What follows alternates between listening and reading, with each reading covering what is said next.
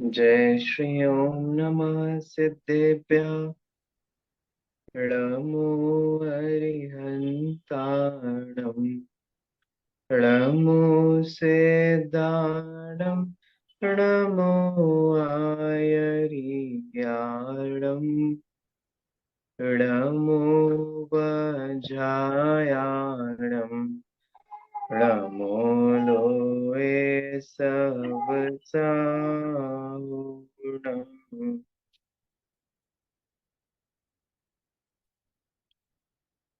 चलिए, आज हम एक नए विषय पर चर्चा करने वाले हैं और वो बहुत ही मार्मिक विषय है, हमारे जीवन से संबंधित है और एक बहुत ही इम्पोर्टेंट और समझने लायक विषय है। इसीलिए इस विषय को लेकर के मैं आज आपके समक्ष प्रस्तुत हुआ हूँ।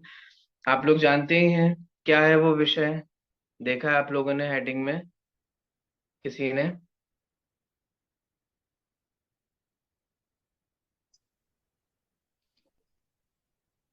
चाह मिटी चिंता मिटी।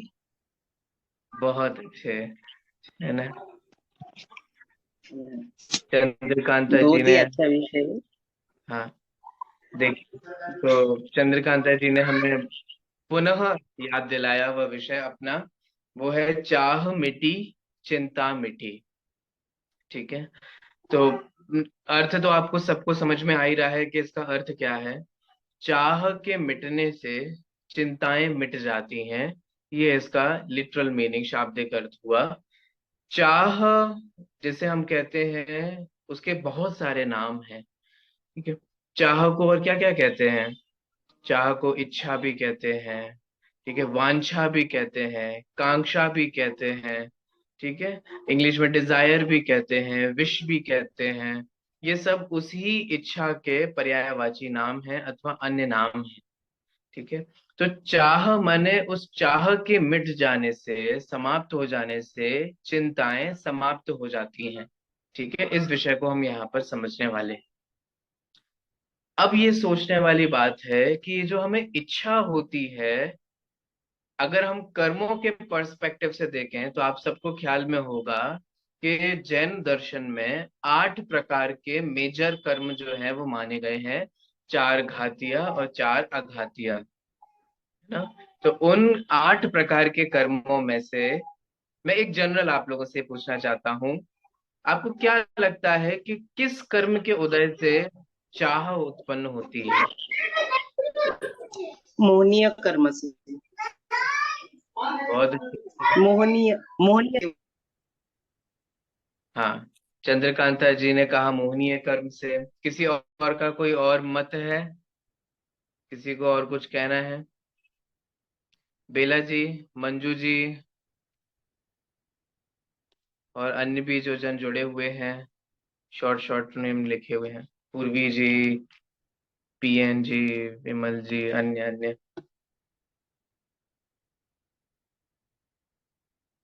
क्या लगता है हम लोगों को इच्छाएं होती हैं, चाह होती है, वो किस कर्म की वजह से होती है? सभी लोग चंद्रकांता जी के मत से सहमत हैं? हाँ, ज्ञानावर्णीय से भी होती है। हम्म। मंजू जी कह रहे हैं ज्ञान, मंजू जी कह रहे हैं ज्ञानामृणीय से होती है। नहीं, कैसे? नहीं मैंने नहीं कहा। हाँ, अच्छा, सॉरी, किसने कहा? हमें जब अनुभव होता है, जब ज्ञान होता है किसी चीज से, जब पता चलता है तो हमें उसकी इच्छा होती है। जब तक हमें ज्ञान नहीं होता तो इच्छा नहीं होती। ठीक है, तो ज्ञान नहीं होता, इच्छा नहीं होती, इसीलिए हमें ऐसा लग रहा है कि ज्ञान होने पर इच्छा हुई। बट हमें ये समझना होगा कि दो अलग अलग चीज हैं। ज्ञान होना अलग चीज है, इच्छा होना अलग चीज है। ठीक है, तो ज्ञान के होने में जो कर्म का उदय रिस्पॉन्सिबल होता है वो ज्ञानावरण कर्म है। अब क्या वही कर्म इच्छा के होने में रिस्पॉन्सिबल होता है, ये सोचने वाली बात है। तो अगर मैं डायरेक्टली आऊं तो जैन दर्शन के अनुसार वो कर्म अलग होता है। ठीक है, चंद्रकांता जी ने हमें बता दिया कि वह मोहनीय कर्म होता है, जिससे आप ज्यादातर लोग सहमत हैं। लेकिन जब हम मोहनीय को भी देखेंगे तो मोहनीय के भी दर्शन मोहनीय, चारित्र मोहनीय, ऐसे भेद हैं। तो दर्शन मोहनीय कर्म के उदय से इच्छा नहीं होती। ठीक है। हम्म। वो है चारित्र मोहनीय कर्म का उदय, जो जीव के नाना प्रकार की इच्छाएं उत्पन्न होती हैं। ठीक है, एक बहुत सिंपल सी बात है। तो मोहनीय में भी वह चारित्र मोहनीय कर्म का उदय है, जो जीव, जिसके उदय के कारण जीव को नाना इच्छाएं होती हैं। ठीक है, वापस आ जाइए। तो हमारा टॉपिक ये था कि चाह के मिट जाने से चिंताएं भी मिट जाती हैं। तो पहले हम ये देखते हैं कि ऐसा सच में होता है कि नहीं होता है। तो हम ये देख लेते हैं कि हमारे जो आराध्य देव हैं, परम आदरणीय देव हैं, जिन्हें हम णमो अरिहंताणम, णमो सिद्धाणम के रूप में नमस्कार करते हैं, उनकी चिंताएं हैं कि नहीं है, पहले ये सोचिए। भगवान को, अरहंत और सिद्ध को कोई चिंता है? नहीं। सोचिए, नहीं है। आप लोगों को नहीं है, लगता है? क्योंकि वो मुक्त हो चुके हैं नहीं है। सबसे। आर्यन ठीक तो है, सिद्ध तो तो राग उनकी द्वेष के चिंता परे नहीं है। है। हाँ, राग द्वेष को हम्म, जीत लिया तो है, जो चिंताएं वीतराग उनकी नहीं है। नहीं है। बराबर है। तो उनके चिंता नहीं है, ये बात हमारे को समझ में आ जाती है। चिंता नहीं होने से एक बात समझने योग्य ये भी है कि चाह उत्पन्न होती है तो चिंता उत्पन्न होती है, और चिंता उत्पन्न होती है तो ये जीव दुखी होता है। ठीक है, तो अल्टीमेटली हम फिर से अपने सुख दुख की बात कर रहे हैं, क्योंकि जब जब जीव को इच्छा होती है तब तब उस जीव को चिंता होती। कैसे होती है ये आज हम समझेंगे। एक एक प्रकार की इच्छा को उसको कैटेगराइज करके समझने की कोशिश करेंगे। लेकिन अभी चाह उत्पन्न होगी तो चिंता होगी, चिंता होगी तो ये जीव दुखी होगा। ठीक है। ऐसी कहीं नेगेटिव बात करें तो, माने इसके अपोजिट, तो वो क्या होगा कि अगर चाह नहीं होगी तो फिर चिंता नहीं होगी, चिंता नहीं होगी तो फिर दुख नहीं होगा, दुख नहीं होगा तो ये जीव सुखी होगा। तो क्या हमारे अरहंत और सिद्ध सुखी हैं कि नहीं है? हाँ, सुखी हैं। वे क्यों सुखी हैं? क्योंकि उनके चाह नहीं है, चाह ना होने से चिंता नहीं है, चिंता ना होने से दुख भी नहीं है। ठीक है। इसी के अपोजिट, चाह नहीं है माने राग द्वेष नहीं है, राग द्वेष नहीं है माने वीतरागता है, वीतरागता है माने परिपूर्ण सुख है। ठीक है। अगर गुणस्थान के अनुसार हम बात करें, अगर, तो जस्ट एक रेफरेंस दे देता हूं। तो इसीलिए 12वें गुणस्थान में, क्षीण मोह कषाय गुणस्थान में, जब ये जीव आता है तो उसको परिपूर्ण सुखी कहा जाता है। ठीक है। चलिए, अपार्ट फ्रॉम दैट हम आगे बढ़ते हैं। तो हमने ये समझा कि ये बात तो क्लियर हो गई, और ये समझ में आ जाना चाहिए कि जिस जीव की इच्छा नहीं है वह सुखी है। इसका मतलब अगर हम दुखी हैं तो कहीं ना कहीं हमारे जीवन में इच्छाएं हैं। ठीक है। और अगर ये इच्छाएं हैं तो हमें निश्चित रूप से चिंताएं देंगी, और ये चिंताएं देंगी तो ये जीव दुखी होगा। अब हम ये समझने की कोशिश करते हैं कि इस जीव को चारित्र मोहनीय कर्म के उदय से ये जो नानाएं इच्छाएं होती हैं, वह इच्छाएं को हम चार कैटेगरीज में डिवाइड करते हैं और उसको समझने की कोशिश करते हैं। मैं यहाँ रेफरेंस दे रहा हूँ 17th सेंचुरी के एक बहुत ही मार्मिक जैन स्कॉलर हुए। उन्होंने मोक्ष मार्ग प्रकाशक ग्रंथ लिखा। उस ग्रंथ के माध्यम से जो हम उसको, उन्होंने जो इच्छाओं को, जो चारित्र मोह के उदय से होने वाली इच्छाएं हैं, उसको चार कैटेगरीज में डिवाइड किया। उसको अपन समझने की कोशिश करते हैं। देखिए, पहली इच्छा, एक इच्छा तो विषय ग्रहण की है। विषय ग्रहण की, विषय का मतलब यहाँ सब्जेक्ट वाला विषय नहीं है कि माने आपका क्या विषय है। विषय ग्रहण की माने सेंसेस का जो सब्जेक्ट मैटर है। एक एक जो सेंसेस है, एक एक जो हमारी इंद्रिय है, उस अपनी इंद्रिय का अपना एक विषय है। ठीक है। जैसे आंख का विषय क्या है? चखने का। देखना। देखना। देखना। हाँ, मैं ये देखना चाह रहा था कि आप लोग अटेंटिव हैं कि नहीं है। चलिए, तो आंख का विषय क्या है? आंख का विषय है देखना। कान देखना। का विषय क्या है? सुनना। कान का विषय है सुनना। ठीक है। क्या कान का काम आंख करती है? नहीं। बिल्कुल नहीं। क्या आंख का काम कान करता है? नहीं। नहीं। इसका मतलब जो पांच इंद्रियां और मन है, वे पांचों इंद्रियां और मन जो है, ये अपने अपने विषयों में प्रवृत्त होते हैं। इनकी जो गति है, इनकी जो प्रवृत्ति है, ये जो जान सकते हैं, ये सिर्फ अपने अपने विषयों को जान सकते हैं। अपने जो विषय के बाहर के जो विषय है उसको वो नहीं जान सकते। अब ये जो विषय ग्रहण की इच्छा है, इसका मतलब क्या है? इसका मतलब ये है कि हम लोग दिन भर बिजी हैं। कैसे बिजी हैं हम लोग दिन भर? या जैसे आप ऐसे समझिए, कोई एक व्यक्ति हो, उसके पास पांच फोन हो। निश्चित रूप से आप में से कुछ एक दो लोग ऐसे हो सकते हैं जिनके पास दो फोन्स होंगे, क्योंकि आजकल एक सिम में डुअल सिम होते, मैंने एक फोन में डुअल सिम डाल सकते हैं, हम दो सिम डाल सकते हैं। ठीक है। तो हो सकता है कि कई लोग आपको ऐसे मिल जाएंगे जिनके पास दो फोन होते हैं। अब जरा सोचो, एक ऐसा व्यक्ति है जिसके पास पांच फोन है, पांच मोबाइल फोन है। ठीक है। और उस पांच मोबाइल फोन पर हर एक सेकंड में, हर एक मिनट में, माने थोड़ी थोड़ी देरी में एक निरंतर कॉल आ रहे हैं, कॉल आ रहे हैं, कॉल आ रहे हैं, बार बार बार बार कॉल आ रहे हैं। वो एक फोन उठाता है, एक फोन को रख नहीं पाता है तब तक दूसरा फोन उठाता है, और दूसरे को बात खत्म नहीं होती तब तक तीसरा फोन आ जाता है। और वो बताओ, ऐसा व्यक्ति कैसा होगा? आप जरा इमेजिन करो कि कैसी लाइफ होगी उसकी।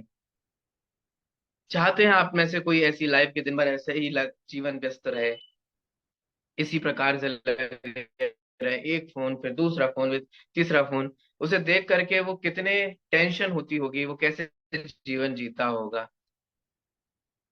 अब उस फोन को, इस एग्जाम्पल में जो हमने फोन कहा है, उस फोन को आप रिप्लेस कर दो एक एक इंद्रिय के विषय से, तो आप देखेंगे कि हमारा एक जो आत्म तत्व है, एक आत्म द्रव्य है, इस आत्म द्रव्य को निरंतर कॉल आती रहती है। किसकी कॉल आ रही है? ये जो पांच इंद्रियां और मन है, ये बार बार एक एक मिनट, एक एक मिनट, दो दो मिनट, मैं तो एक एक मिनट आपको एग्जाम्पल के लिए बोल रहा हूँ, थोड़ी थोड़ी देर में अपना अपना विषय के लिए कॉल आती रहती है। क्या बातें कर रहे हो, आपको समझ में नहीं आ पा रहा है? कहने का मतलब इतना है कि जैसे ही हम बैठते हैं, तो बैठते बैठते कुछ अच्छा देखने का मन करने लगता है, तो चक्षु इंद्रिय कहती है कि सुनो, ऐसे काम नहीं चलेगा, मुझे कुछ अच्छा दिखाओ। मोबाइल खोल के बैठते हैं, उसमें मत स्क्रॉल करने लग जाते हैं, देखने लग जाते हैं। कर्ण इंद्रिय कहती है, अरे इसमें आवाज नहीं आ रही, मुझे आवाज भी चाहिए, कुछ अच्छे गाने बजाओ। अच्छा, गाने नहीं बजा सकते, पर्यूषण की बेला है, तो अच्छे अच्छे भजन ही बजा दो कम से कम। तो कर्ण इंद्रिय कहती है कि नहीं, मुझे अच्छा शब्द सुनना है। ठीक है। तभी रसना इंद्रिय कहती है कि इतनी मेहनत कराते रहते हो दिन भर, कम से कम मेरा मनपसंद खाना तो खिलाओ। रसना इंद्रिय अपना जवाब देती है। स्पर्शन इंद्रिय कहते हैं, नहीं, यहाँ बैठने में मजा नहीं आ रहा है, ये बहुत सख्त है। अरे मुझे कोई ऐसी चेयर दो, या कोई एक ऐसा आसन दो जिसपे बैठने से मुझे सॉफ्ट सॉफ्ट फील हो, अच्छा फील हो। यहाँ गर्मी बहुत है, एसी चालू करो, पंखा चालू करो, है ना, इत्यादि। स्पर्शन इंद्रिय अपना विषय डिमांड करती है। और ऐसे कर करके हम एक इंद्रिय से दूसरे इंद्रिय में, दूसरे इंद्रिय से तीसरे इंद्रिय में, तीसरे इंद्रिय से दूसरे इंद्रिय में, ऐसे विषयों में स्विच करते रहते हैं। अब आप देखो, आपकी जिंदगी क्या है? सुबह उठ जाते हैं तो पेट खाली कर गए किसकी सोचते हैं, जैसे ही पेट खाली हो जाता है वैसे ही पेट भरने की सोचने लगते हैं, है ना। कि विजय, पेट भरने से पहले भगवान से थोड़ा हम भोजन करने का सर्टिफिकेट ले आए, तो पहले मंदिर जाके भगवान से सर्टिफिकेट लेकर के आते हैं कि हम खाना खा लें, भोजन कर लें। हम भगवान के पास चले जाते हैं, सर्टिफिकेट लेने के लिए चले जाते हैं, अथवा कोई स्तुति करके, पाठ करके, जाप करके फिर हम भोजन करते हैं। फिर भोजन करते हैं तो फिर कुछ देखने का मन होता है, फिर देखते हैं तो कुछ सुनने का मन होता है, सुनते हैं तो कुछ दूसरे इंद्रिय का मन होता है। अब एक इंद्रिय में भी हम सेटिस्फाइड नहीं होते, मन को तृप्ति नहीं मिलती। जैसे हमें तो सिर्फ रसना इंद्रिय को तृप्त करना है ना, ठीक है, तो वो खाने में अच्छा होना चाहिए, टेस्टी होना चाहिए। नहीं, लेकिन वहां पर वो कहते हैं कि नहीं, पापड़ हो तो स्वाद में अच्छा तो भले ही हो, लेकिन पापड़ को तोड़ते वक्त उसमें आवाज आनी चाहिए, टड़क। अगर पापड़ में वो टटक चटक की आवाज आती है तो कानों में अच्छा लगता है, हाँ अच्छा पापड़ है, बढ़िया पापड़ है? वो घ्राण इंद्रिय कहती है कि नहीं, वो एकदम गरम गरम जब पापड़ आता है तो एकदम मस्त उसमें सुगंध आनी चाहिए, खुशबू आनी चाहिए कि एकदम ताजे पापड़ की। घ्राण इंद्रिय अपना विषय मांगती है। रसना इंद्रिय कहती है कि वो स्वाद में अच्छा होना चाहिए, तब हम खाएंगे, तब हम उसको ग्रहण करेंगे। चक्षु इंद्रिय कहती है कि उसकी प्रेजेंटेशन अच्छी होनी चाहिए। अब देखते हैं आजकल खाने से ज्यादा खाने की प्रेजेंटेशन मैटर करता है, कि वो दिखने में उसकी अपीयरेंस, उसका बनावट, वो अच्छा होना चाहिए। स्पर्शन इंद्रिय क्या कहता है? स्पर्शन इंद्रिय कहता है कि देखो लुंजू पुंजू पापड़ नहीं चलेगा, वो कड़क होना चाहिए। अब एक इंद्रिय के विषय का, माने जो खाने की चीज थी उसमें कैसे पांचों इंद्रियां अपना अपना विषय चाहती हैं। इसे इससे क्या होता है, इस पांचों इंद्रिय के जो विषय हैं उस विषयों की ग्रहण करने की इच्छा जीव को बनी रहती है। अगर मैं आपको एक बहुत जनरली कहूं तो ये जो विषय ग्रहण करने की इच्छा कहा जा रहा है, ये वास्तव में उन पांच इंद्रिय और मन के माध्यम से ये जीव जानना देखना चाहता है, जैसे क्या क्या इच्छाएं होती हैं। इसके लिए वो एग्जाम्पल गिनाते हुए वे कहते हैं, जैसे वर्ण देखने की। बहुत दिन हो गए घर में बैठे बैठे, चलो कुछ बाहर घूमने के लिए चलते हैं। इस साल अपन कहीं घूमने भी नहीं गए, वर्ण देखने की।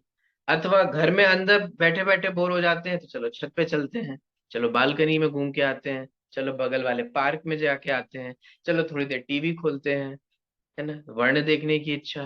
राग सुनने की इच्छा, कर्णेंद्रिय के विषय होते हैं, तो जहां हम अपनी मन पसंदी चीजों को सुनने की इच्छा होती है। तीसरी माने इसी को पांच इंद्रिय के विषयों की इच्छा के अंतर्गत अव्यक्त को जानने की इच्छा, है ना? अव्यक्त को जानने की, जो हमें पता नहीं है, जो व्यक्त नहीं है, उसको जानने की इच्छा। बहुत तड़पन होती है ना? जो लोग सीरियल देखते हैं वही इस दुख को समझ पाते हैं। आज वो सीरियल में एंड होते होते होते होते आपकी जो हीरोइन है, जो भी वो एक्टर एक्ट्रेसेस जो भी होते हैं, वो ऐसे प्लॉट पे ला करके उसको एंड कर दिया जाता है ताकि आपको पुनः जानने की इच्छा हो, अब क्या होगा, अब क्या होगा।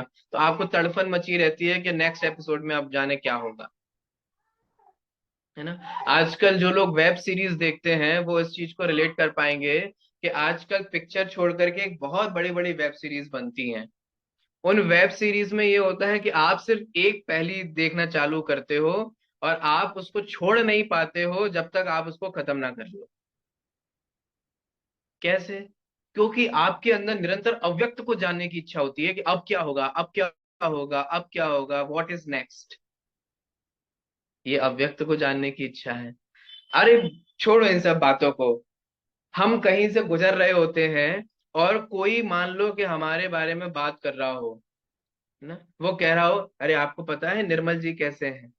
अथवा नाम लेते हुए कह रहा, अरे आपको पता है वो बेला जी। आपने सिर्फ अपना नाम सुना और आपने ये नहीं सुना कि उस व्यक्ति ने आपके बारे में क्या कहा।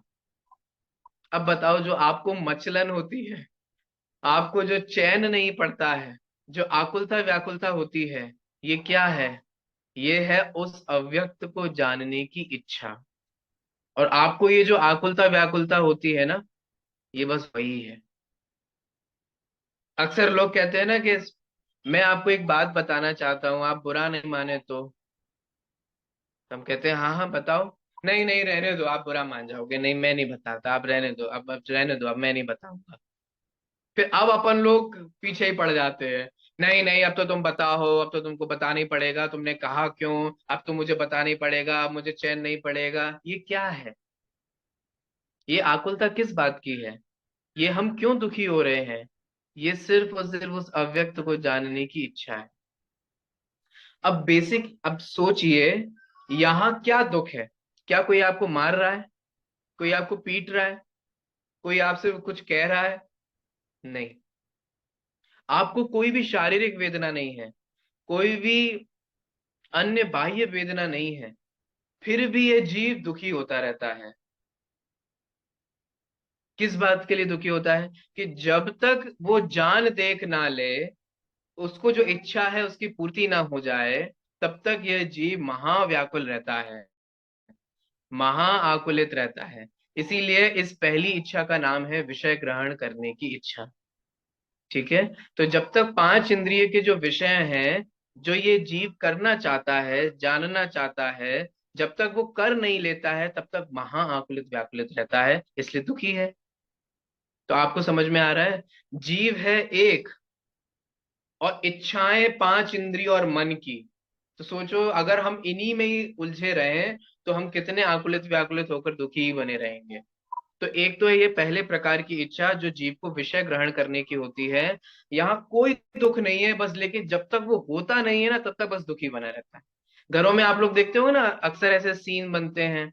कोई बच्चा जिद कर लेता है, नहीं मम्मी मुझको यही खाना है। जब तक वो खा नहीं लेता है तब तक दुखी बना रहता है। नहीं मुझको वो खरीदना है, जब तक वो खरीद नहीं लेता है तब तक दुखी बना रहता है। मुझे आज बाहर जाना ही जाना है, जब तक जा नहीं लेता है तब तक दुखी बना रहता है। तो बस ये जो पहली इच्छा है, ये है विषय ग्रहण करने की इच्छा। और जब तक ये होती नहीं है तब तक यह जीव दुखी बना रहता है। ठीक है। अगली इच्छा की कैटेगरी पे आते हैं। अगली जो इच्छा की कैटेगरी है वो है कषाय। कषाय हम सभी जानते ही हैं। ठीक है। कषाय का मतलब ही होता है कि जो हमारी आत्मा को क्रश करता हो, ठीक है, बांधता हो।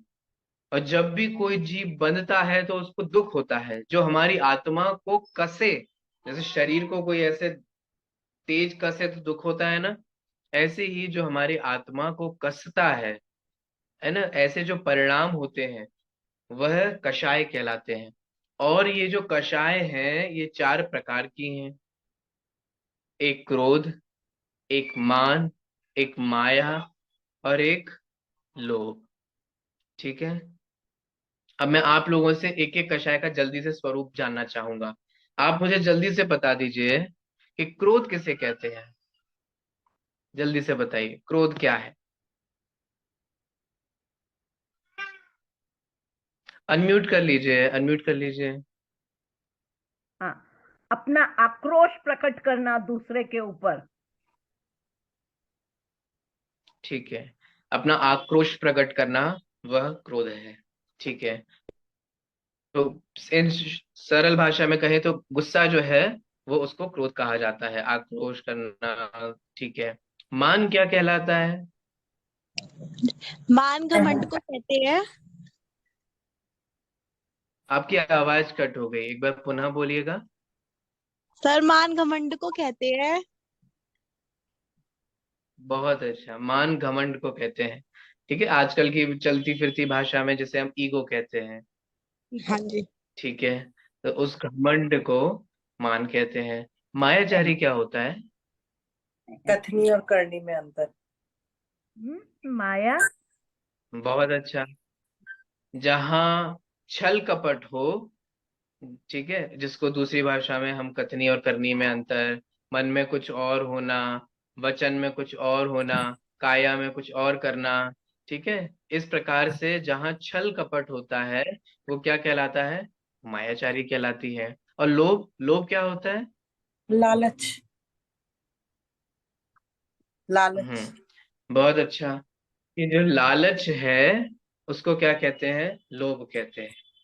अच्छा, आप लोगों को पता है कि चार गतियां हैं और चार कषाय हैं। ठीक है। मनुष्य गति, तिर्यंच गति, नरक गति और देव गति। चार कषाय जो हमने अभी पढ़ ली। हमारे शास्त्रों में चार गतियों में चारों ही कषाय होती हैं, ये साधारणतः तो कहा ही गया है। परंतु पर्टिकुलर एक एक गति में एक एक कषाय की मुख्यता भी है, अधिकता भी है। तो आपको पता है कि हम लोग जिस गति में है उस गति में किसकी मुख्यता है? मान की सर। बहुत अच्छे। कि हम जिस गति में हैं उस गति में मान कषाय की मुख्यता कही है। मनुष्यों में चार कषाय तो सामान्यतः है ही, लेकिन उन चार कषायों में भी मान कषाय की मुख्यता है। ठीक है, और आप देख लो हमारा जितना भी रहन सहन है, जितना भी हमारा दिनचर्या है, हम जो कुछ भी जी रहे हैं वो सिर्फ अपने ईगो को सेटिस्फाई करने के लिए, अथवा दूसरी भाषा में कहूँ तो दूसरे को नीचा दिखाने के लिए और खुद को ऊंचा दिखाने के लिए हम पूरा जीवन जी रहे हैं। ठीक है, हमें इसी तरीके से बिल्ड किया जाता है कि देख तुम्हारा दोस्त क्या कर रहा है और तुम क्या कर रहे हो, देखो तुम्हारा भाई क्या कर रहा है और तुम क्या कर रहे हो, देखो आज भाई कहाँ पहुंच गया और तुम कहाँ हो, देखो तुम्हारे दोस्त कहाँ चले गए और तुम कहाँ हो, देखो उसके कितने नंबर हैं तुम्हारे कितने नंबर हैं। ठीक है, हमें उसी तरीके से बॉर्न और बॉटअप किया जाता है हमारे पेरेंट्स के थ्रू अथवा अन्य किसी लोगों के थ्रू, जिसमें हमें मान कषाय की ही मुख्यता जो है वो माने उसको सेटिस्फाई प्रमुखता करने के लिए बारंबार प्रेरणा दी जाती थी। आप प्रमुखता दी। आप देख लीजिए, अक्सर चौराहों पे जो लड़ाइयाँ होती रहती हैं ना, जो लंबे लंबे ट्रैफिक जाम लग जाते हैं, इसी की वजह से कौन गाड़ी पीछे लेगा।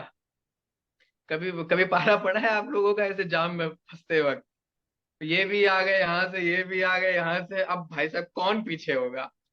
तो इतनी सी भी लड़ाई हो रही, ये ईगो है। हम क्यों पीछे हटे, तुम पीछे हटो, हम जल्दी में हैं, हम पहले आए थे, हम ये हैं, हम वो हैं, हमारी गाड़ी बड़ी है, फलाना ढिमका जो भी हो। तो आप देखो ये छोटी छोटी चीजें जो है इसमें कितने बड़े बड़े बवाल हो जाते हैं। तो ये जो कषाय है, जो चार प्रकार की कषाय, इन चार प्रकार की कषाय में भी मनुष्य गति में मान कषाय की अधिकता है। और आपको पता है जिसको मान कषाय की अधिकता होती है ना, वो कभी क्षमा नहीं मांगता किसी से, वो मांग भी नहीं सकता, वो सबसे मांगेगा।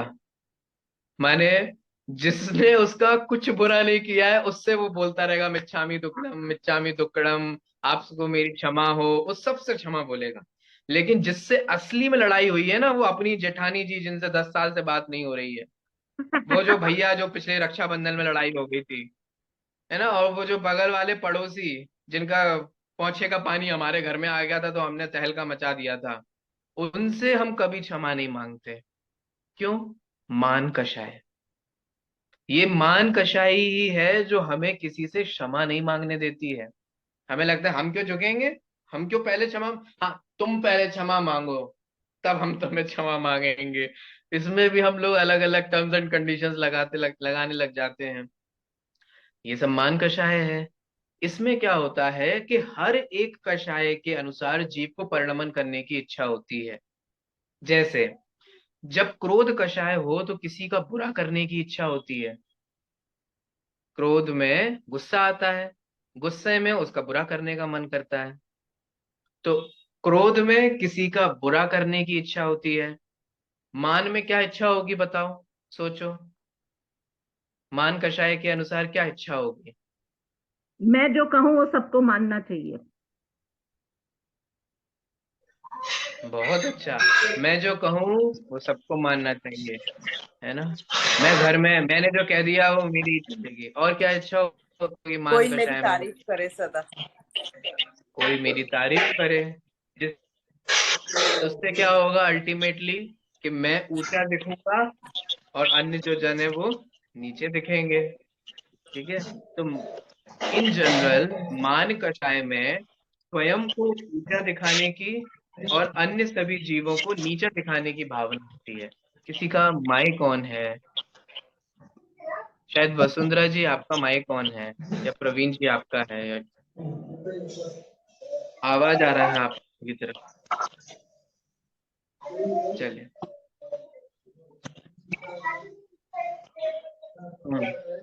तो मान कषाय में जीव को स्वयं को ऊंचा दिखने की और दूसरे अन्य जीवों को नीचा दिखाने की इच्छा होती है।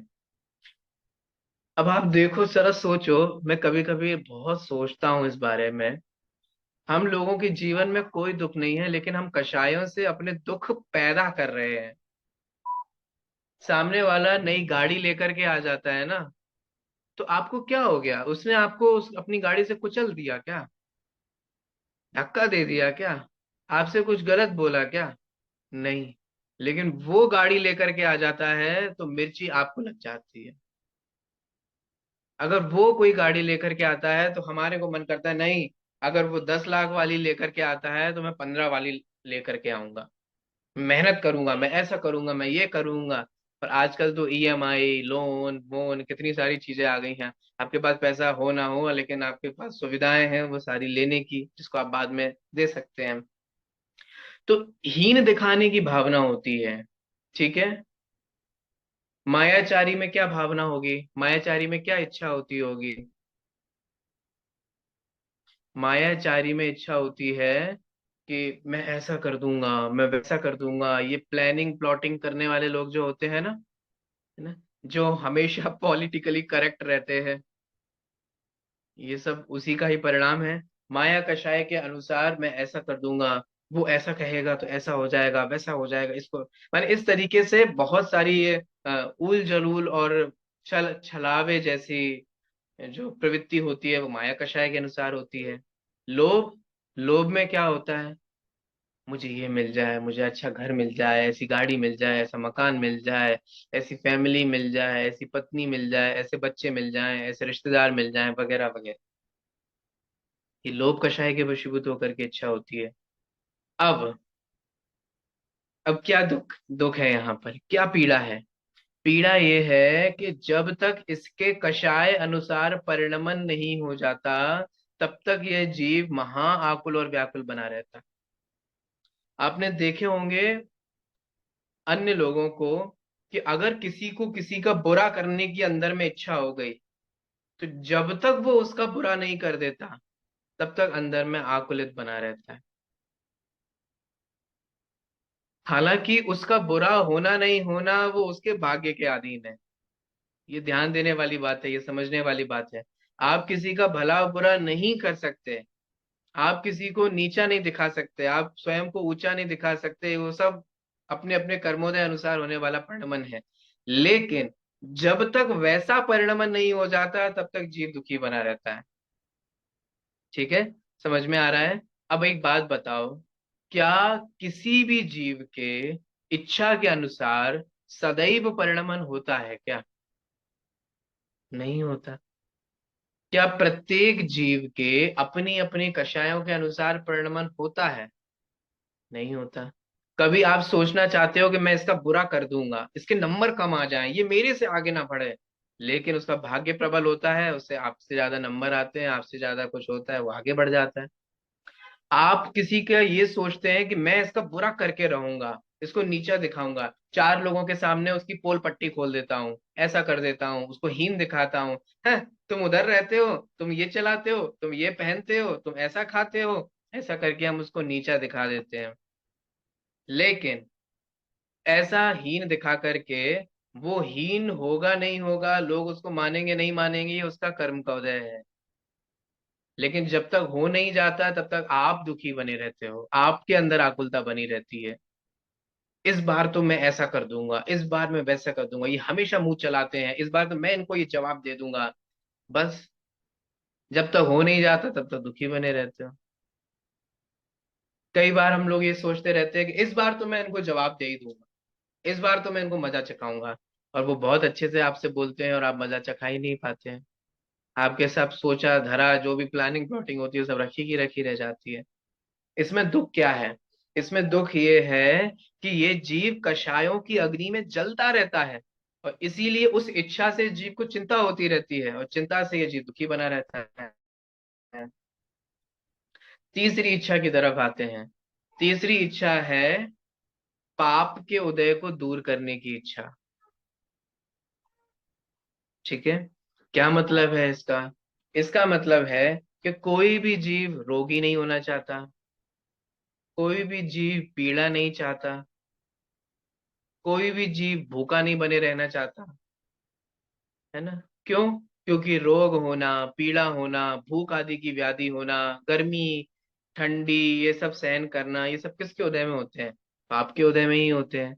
तो इन पाप के उदय से जो शरीर में जो नाना प्रकार के रोग होते हैं, मैं कहीं बीमार ना हो जाऊं, मैं कहीं बूढ़ा ना हो जाऊं, मेरे कहीं घुटने जवाब ना दे जाएं, कहीं मुझे कैंसर ना हो जाए, कहीं मेरा दिमाग ना ऐसा हो जाए, कहीं मुझको ये रोग ना हो जाए, कहीं डायबिटीज ना हो जाए, कहीं कोलेस्ट्रॉल ना बढ़ जाए, कहीं थायराइड ना बढ़ जाए, है ना, कहीं कैल्शियम कम ना हो जाए, कहीं ग्लूकोज ना बढ़ जाए। न जाने कितनी आकुलता और व्याकुलता बनी रहती है कि ऐसा ना हो जाए, ऐसा ना हो जाए, ऐसा ना हो जाए।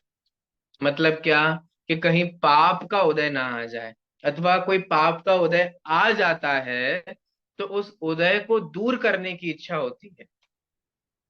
जैसे पाप के उदय से कोई शरीर में रोग हो जाता है, तो उस शरीर के रोग को दूर करने की इच्छा। इसीलिए फिर नाना प्रकार के डॉक्टरों के पास, वैद्यों के पास, हकीम के पास सारी पैथियां अपना लेते हैं। Allopathy, naturopathy, ayurvedic, homeopathy, reiki, acupressure, जितने भी जो कुछ भी हो सकता है वो सब कुछ करा करके हम बस उस रोग से दूर होना चाहते हैं। ये क्या है? ये है पाप के उदय को दूर करने की इच्छा। ठीक है, समझ में आ गया? तो अब यहाँ पीड़ा क्या है? पीड़ा ये होती है कि जब तक वह दूर ना हो जाता है तब तक वो व्याकुलता बना रहता है, आकुलता बनी रहती है। अब जरा सोचिए, विचार कीजिए, क्या पाप के उदय को दूर करना आपके हाथ में है, अथवा इसके अपोजिट, क्या पाप पुण्य के उदय को लाना हमारे हाथ में है?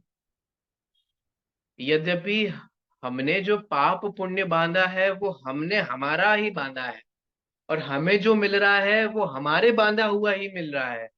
परंतु अगर हम ये सोचते हैं कि मैं उसको ला सकता हूं, उसको हटा सकता हूं, इसको ऐसा कर सकता हूं, तो ऐसा नहीं है। कोई भी उदय कब तक रहेगा, ये कैसे डिसाइड होता है, आप लोग जानते हैं? कोई जवाब देना चाहेगा? जैसे मान लो कि मुझे पाप का उदय है, तो मेरे पाप का उदय कब तक रहेगा? स्थिति के बताओ। अनुसार। बहुत अच्छा। जैन करणान योग के टर्म्स में अगर हम बात करें, तो जब कर्म का बंध होता है तब उसी समय प्रकृति, प्रदेश, स्थिति और अनुभाग, ये चारों प्रकार का बंद हो जाता है। ठीक है। इन शॉर्ट, अगर अभी मैं जिसकी बात कर रहा हूं उसके अनुसार, जो स्थिति बंद होता है, जिस समय मैंने मोह राग द्वेष के भाव किए थे, उन भावों के निमित्त से ही वह कर्म कब तक उदय में आता रहेगा, ये निर्णय हो गया था उस,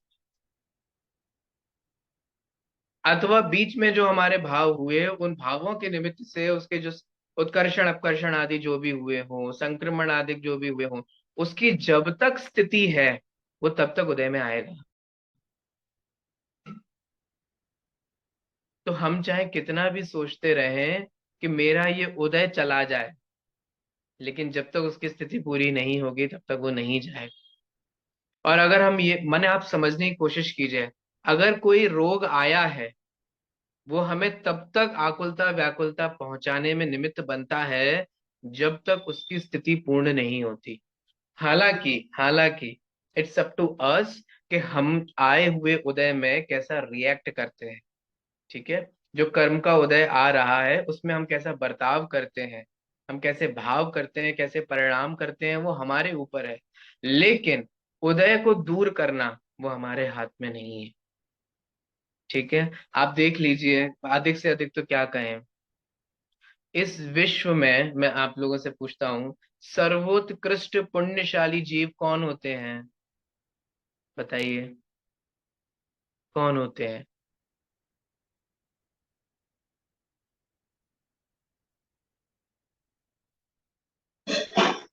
जो हमेशा समभाव में रहे, सुख जो सुख या हमेशा दुख में समभाव में रहे। नहीं, मैं उदय अपेक्षा से बोल रहा हूँ, पद की अपेक्षा से बोल रहा हूँ। मैं ही जवाब दे देता हूँ। त्रिषष्टि शलाका पुरुष, 63 शलाका के जीव जो होते हैं, वे सर्वोत्कृष्ट पुण्यशाली होते हैं। उनमें भी सबसे ज्यादा पुण्यशाली कौन होता है? बताओ, कौन होता है? सोचिए। तीर- तीर्थंकर हम्म अ, हम्म, हम्म। तीर्थंकर उनमें पद। भी जो सर्वोत्कृष्ट उनमें भी जो सर्वोत्कृष्ट पुण्यशाली होते हैं वे कौन होते हैं? तीर्थंकर होते हैं। ठीक है। इसका मतलब सबसे पुण्यशाली जीव अगर कोई होता है, एवर एग्जिस्ट करता है, तो वो होते हैं तीर्थंकर के जीव। उनसे ज्यादा पुण्य किसी का नहीं होता। इसका मतलब तीर्थंकर नाम कर्म की जो प्रकृति है वो सर्वोत्कृष्ट पुण्य प्रकृति है, उससे ज्यादा और किसी की और कोई पुण्यशाली नहीं कहलाता। अब सोचना, क्या तीर्थंकरों के जीवन में भी पाप के उदय नहीं आए? सोचो, क्या मुनि आदिनाथ को भी आहार की विधि नहीं मिली और अंतराय हुआ बारंबार? बिल्कुल हुआ हुआ हुआ, यस यस सोचो, हुआ। विचार करिए कैसे पार्श्वनाथ के जीव के ऊपर कमठ के जीव ने कितना उपसर्ग किया। विचार कीजिए कि भगवान महावीर के जीव के ऊपर मुनि अवस्था में कितने उपसर्ग आए। सोचो, विचार करो। ये मैं किसके एग्जाम्पल दे रहा हूँ, सुन रहे हो आप लोग? ये मैं तीर्थंकरों उसके के। उन जीवों के एग्जाम्पल दे रहा हूँ जिनके सबसे ज्यादा पुण्य होता है। जब उन जीवों के साथ ऐसा है तो जस्ट इमेजिन हम और आप कौन हैं। हम और आप वो हैं जिन्होंने पंचम काल में जन्म लिया है। पंचम काल में जन्म लेना ही अपने आप में हीन पुण्य की निशानी है। हमारे पास साक्षात देव नहीं है, तीर्थंकर नहीं है, तीर्थंकरों का विरह है। ठीक है, और भी ना जाने कितने कितनी सारी चीजें हैं, वो हम आगम की अपेक्षा से सब जानते ही हैं। उसमें भी हम अपने जीवन में देखते हैं कि हर क्षण कैसे पाप के उदय आते रहते हैं। और ऐसे जीव होने के बावजूद भी हम ये चाहते हैं कि हमारे सदैव पुण्य का उदय आवे और पाप का उदय आए ही ना, अथवा कोई पाप का उदय आवे तो भी दूर हो जाए, जल्दी दूर हो जाए। ऐसा नहीं होता। क्यों? क्योंकि वो जब तक कर जीव के उस तत्संबंधी कर्म की स्थिति होती है, वह उदय में आकर के जीव को सुख दुख में निमित्त बनता ही है। ठीक है, इसीलिए उदय में आए हुए अथवा उदयावली में आए हुए कर्मों को जीव कुछ नहीं कर सकता। तो क्या कर सकता है? पुरुषार्थ कर सकता है, जैसे तीर्थंकरों ने किया। जब कर्म का उदय आया तो उसको दूर नहीं किया, बल्कि स्वयं समता रखी। ठीक है, भगवान महावीर ने उपसर्ग दूर नहीं किया कि हट जाओ हट जाओ, अथवा मुनि पार्श्वनाथ ने भी वो पत्थर ले लेके कमट को वापस नहीं मारा कि तुम मुझे मारते हो तो मैं भी तुम्हें मजा चखाता हूँ कि तुम कैसे हो, अभी बताता हूँ। नहीं, उसको समता से सहन किया। हाँ, हम ये जरूर कर सकते हैं कि अपने आए हुए कर्मों को समता से सहन करें। तो ये जो तीसरे प्रकार की इच्छा है, यह है जीव के उदय अनुसार होने वाली इच्छा। अंतिम इच्छा को बोल समझ करके फिर अपन समाप्त करेंगे। और अंतिम इच्छा पता है क्या है? अंतिम इच्छा है कि हमारी इच्छा पूर्ण हो जाए, ऐसी इच्छा। ये क्या है? आप देखेंगे कि पहले तो हमें विषयों के अनुसार अथवा कषायों के अनुसार अथवा पापादि दूर को करने के अनुसार इच्छा होती है।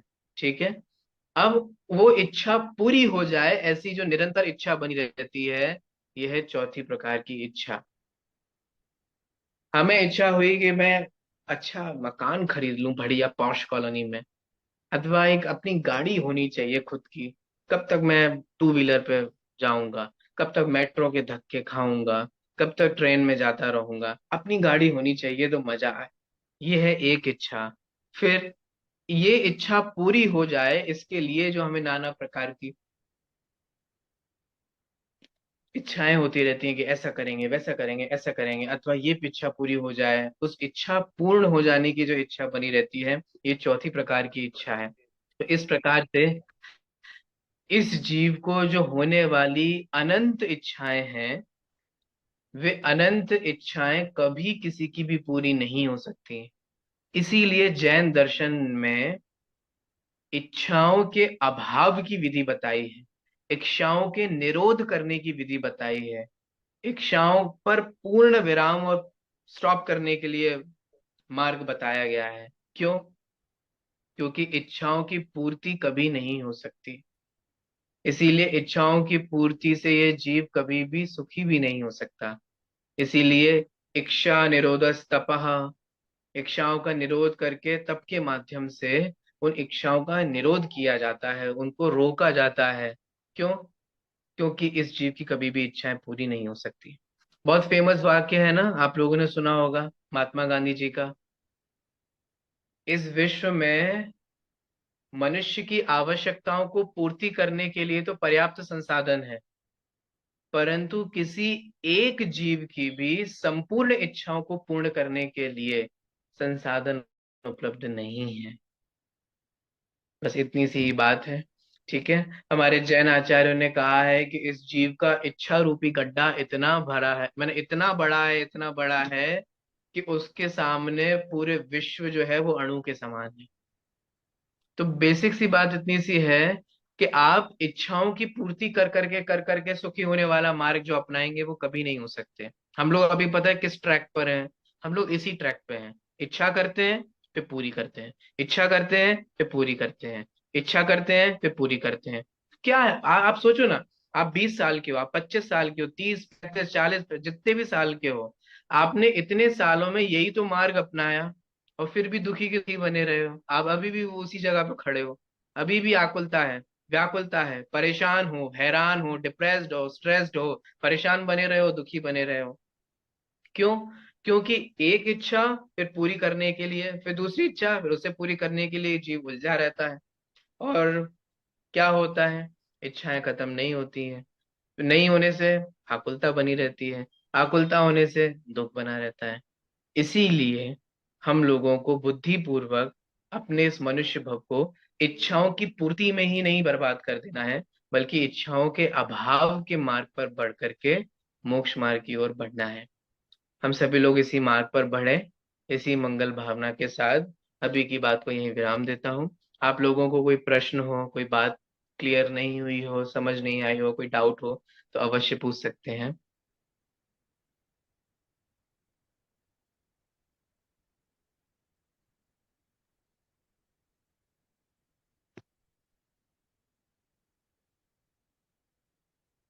Thank you Achyut Kant ji. I think प्रश्न नहीं है तो आज आज की कक्षा को हम यहाँ पे विराम दे सकते हैं। आपका बहुत बहुत धन्यवाद आज की क्लास के लिए। और दर्शकों को अगर आप कल का विषय बता दे तो बहुत बहुत आभार रहेगा। कल हम एक बहुत अच्छे विषय को समझने वाले हैं, एक नए विषय को, कि भगवान का काम क्या है। ठीक है, इस भगवान का काम, ठीक है, इस विषय को अपन समझने वाले हैं और बहुत गहराइयों में स्तोत्रों को भी समझेंगे। मेनली भक्तामर स्तोत्र को भी समझेंगे, अन्य अन्य स्तोत्रों के माध्यम से समझने का प्रयास करेंगे कि हमारे भगवान का काम क्या है। जी जी, thank you so much Achyut ji, thank you so much for taking this session. सभी दर्शकों को बहुत बहुत सादर जय जय जिनेंद्र। आपको भी बहुत सी यू देन टुमारो। बिल्कुल, जय जय जिनेंद्र।